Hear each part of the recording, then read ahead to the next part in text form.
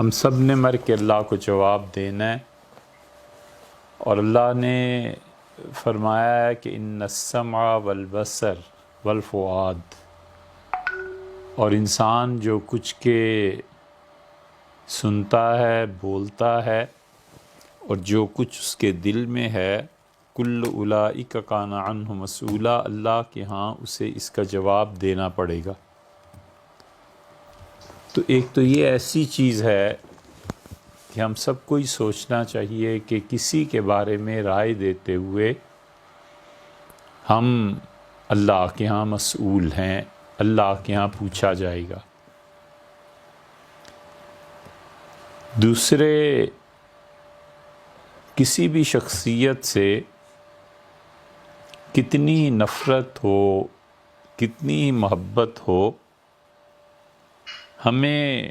اعتدال میں رہنا چاہیے۔ اللہ تعالیٰ نے حکم دیا ہے کہ وَلَا يَجْرِمَنَّكُمْ شَنَآنُ قَوْمٍ عَلَىٰ أَلَّا تَعْدِلُوا، اور لوگوں کبھی بھی کسی شخص کی دشمنی میں اس حد تک نہ بڑھ جانا کہ تم اس کے ساتھ انصاف نہ کرو۔ اعدلوا، انصاف کرو ہر ایک کے ساتھ، وہ اقرب للتقویٰ، اور یہ تقویٰ کے قریب ترین چیز ہے۔ اسی طرح بھیا، جس شخص کے بارے میں ہی معلوم نہ ہو، محض ایک آدھ کوئی اچٹتا سا جملہ، محض اس کے چند جملے پڑھ کے یا سن کے رائے قائم کر لینا، وہ بھی چلیے کسی حد تک قابل برداشت ہے، لیکن اس کے بارے میں اس رائے کا اظہار کرنا یہ بہت بڑی ذمہ داری۔ اللہ تعالیٰ نے اگر پوچھ لیا کہ وہ آدمی ایسا نہیں تھا جیسا تم کہہ رہے تھے، تو پھر کیا جواب دیں گے؟ مولانا مودودی اس صدی میں اور پچھلی صدی میں بہت زیادہ اختلافات کا مرکز رہے ہیں۔ اس شخصیت کو ہمارے سامنے لوگ کہتے تھے، جلسوں میں نعرے لگاتے تھے کہ ایک مودودی 100 یہودی، 100 یہودی ایک مودودی۔ یہ ہم نے نعرے سنے، آپ نے بھی سنے ہوں گے، اور کفر تک انہیں پہنچاتے تھے۔ ختم نبوت کا منکر ہے، فلاں کا منکر، فلاں کا منکر۔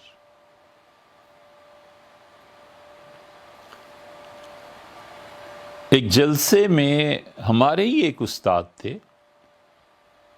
اللہ تعالیٰ ان کی خطاؤں سے، لغزشوں سے درگزر فرمائے، جو کچھ ہو سکتا تھا جی بھر کے انہوں نے جلسے میں گالیاں دی، ہم بھی چپ کے سنتے رہے۔ شورش کاشمیری پاکستان میں احراری تھے، اور بہت اچھے بلا کے ذہین اور بولنے والے اور لکھنے والے، کئی کتابیں لکھی، چٹان ایک رسالہ ان کا نکلتا تھا۔ انہوں نے اگلے دن مودودی صاحب کو خط لکھا کہ فلاں حضرت راولپنڈی سے تشریف لائے ہیں، اور میں چاہتا ہوں کہ آپ کی ان کی ملاقات ہو، اور غلط فہمیاں یا رنجشیں ہیں وہ دور ہوں۔ مولانا کا جواب چھپ گیا، یہ خط بھی چھپ گیا۔ انہوں نے شورش کاشمیری صاحب کو خط لکھا کہ رات جو کچھ انہوں نے میرے بارے میں جلسہ عام میں فرمایا ہے، اس کے بعد کیا کسر باقی رہ جاتی ہے؟ کوئی شریف آدمی ان سے مل سکتا ہے؟ اور بہت بڑے ایک بزرگ جن کا نام لیتے ہوئے سوچنا پڑتا ہے، انہوں نے لکھا کہ یہ شخص گمراہی کے اس درجے میں ہے کہ تم دیکھو گے کہ مرنے سے پہلے پہلے یہ مہدی ہونے کا دعویٰ، نبی ہونے کا دعویٰ کر کے مرے گا۔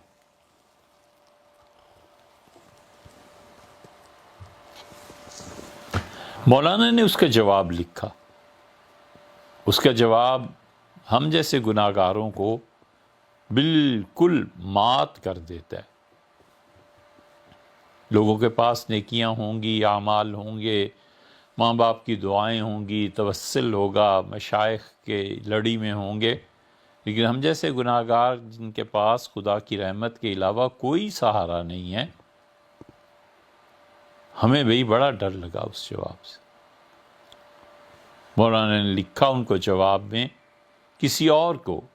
کہ یہ سارے مجھے یوں کہہ رہے ہیں، یوں کہہ رہے ہیں، یوں کہہ رہے ہیں، اور تم دیکھو گے کہ میں بغیر کوئی دعویٰ کیے اس دنیا سے رخصت ہو جاؤں گا، اور قیامت میں ان سب کے گریبان پکڑ پکڑ کے اللہ کے سامنے پیش کروں گا اور کہوں گا کہ اے اللہ ان سے پوچھ جو انہوں نے مجھ پہ تہمتیں لگائی تھیں اس کا کیا ہوا۔ اس جواب کو پہلی مرتبہ پڑھا جب تو لرز گئے کہ یا اللہ کسی کے بارے میں رائے دینا اور خاص طور پہ نیگیٹو ریمارکس پاس کرنا یہ کسی دن کس خطرے کا باعث بن سکتا ہے۔ اور پھر منشی مودودی، اور مودودی نے کہیں پڑھا ہی نہیں، یہ کچھ سب پچھلے زمانوں کے قصے نہیں ہیں، یہ ہماری آنکھوں دیکھی چیزیں ہیں، آپ کی بھی آنکھوں دیکھی چیزیں ہوں گی۔ اللہ کی شان مظاہر العلوم سہارنپور نے زبردست مخالفت کی، اور مظاہر العلوم کی اگلی شاخ میں حضرت محمد طلحہ صاحب رحمۃ اللہ، شیخ محمد زکریا صاحب رحمۃ اللہ کے صاحبزادے اور ان کے سالے ہیں یا داماد ہیں، ان کا رشتہ ہے مولانا نور الحسن راشد کاندلوی رحمۃ اللہ، مولانا نور الحسن راشد کاندلوی صاحب سے۔ اللہ تعالیٰ سلامت رکھے، ان کی عمر میں برکت دے۔ بر صغیر میں اس وقت 2-3 آدمی ایسے ہیں، ان 3 آدمیوں کو شاہ ولی اللہ حضرت مجدد الفسانی، شاہ عبدالعزیز سلسلہ نقشبندیہ رحمہم اللہ کی ایک ایک چیز کی خبر ہے کہ یہ کیا ہوا تھا۔ ایک اقبال مجددی صاحب ہیں لاہور میں، اس ٹاپ کے آدمی ہیں کہ ترکی اور لندن اور امریکہ سے دعوت نامے آتے ہیں حضرت مجدد رحمۃ اللہ پہ، پوری اتھینٹسٹی سے اتھینٹک پرسنالٹی۔ اور دوسرے مولانا نور الحسن راشد کاندلوی،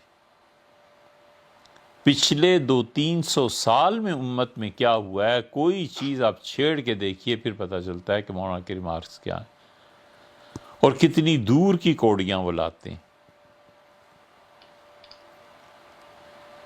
3 میں سے 2 آدمی یہ،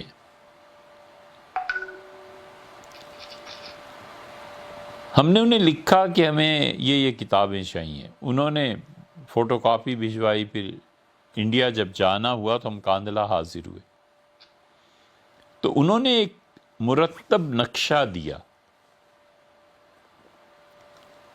مفتی الہی بخش صاحب کاندلوی رحمۃ اللہ علیہ کے شاگرد کون تھے، دوسری پیڑھی آ گئی۔ اچھا حضرت شاہ عبدالعزیز صاحب محدث دہلوی رحمۃ اللہ کے یہ شاگرد تھے، اچھا مفتی صاحب کے شاگرد فلاں فلاں آدمی تھے، ان سے حدیث فلاں فلاں نے پڑھی۔ اب اس پہ آگے حضرت خلیل احمد صاحب سہارنپوری رحمۃ اللہ علیہ امبیٹوی، حضرت سہارنپوری رحمۃ اللہ علیہ کے آگے شاگرد آ گئے،